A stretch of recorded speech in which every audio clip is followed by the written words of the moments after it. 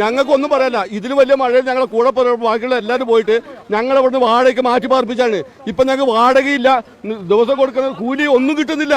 എന്തിന് നിങ്ങൾ മാറ്റി പാർപ്പിക്കണ? സർക്കാർ കാണട്ടെ ഇത് ഞങ്ങളെ. ഇപ്പം നമ്മളെ കഴിഞ്ഞ പ്രാവശ്യം പൊട്ടിയിട്ട് നമ്മളെ വീട്ടിൽ നിന്ന് 5 ആൾ പോയി. നമ്മളെ കാര്യങ്ങൾ തറവാട് പോയി. ഇവരെന്താ പറഞ്ഞത്? തരില്ലെന്ന് പറഞ്ഞു സാറേ. ഇവർ തരില്ലെന്ന് പറയുന്നത്. നമ്മളെ തറവാട് പോയി, 5 ആൾ പോയി, ഇന്നത് പോയി. ഒരു സംഭവത്തില്ല. ഇവിടെ വേറിരിച്ചിട്ട് കാണണ്ടേ? 1 വർഷമായി. എവിടെ പോകാൻ ഞങ്ങൾ ഇവിടെ ജീവിക്കണം. ഞങ്ങൾ രാഗം പകലില്ലാതെ കഷ്ടപ്പെട്ട ആൾക്കാരാണ് ഞങ്ങള്. എന്നിട്ട് ഒരു 9,000 പോലും ഇല്ല. വേർതിരിക്കുക. എത്ര സ്ഥലത്ത് കയറണം? എവിടേക്ക് പോകാൻ? എവിടെ ഏതിലേക്കാ ഞങ്ങൾ മാറ്റി? ഞങ്ങൾക്ക് 8 പ്രാവശ്യം സമരത്തിന് പോയെന്നറിയാം. കളക്ടറേറ്റില്, വില്ലേജില്, താലൂക്കില്. ഇനി ഞങ്ങൾ സമരത്തിന് പോകാൻ സ്ഥലമല്ല ഞങ്ങൾക്ക് എന്ത് സുരക്ഷിത അവിടെ ഉള്ളത്?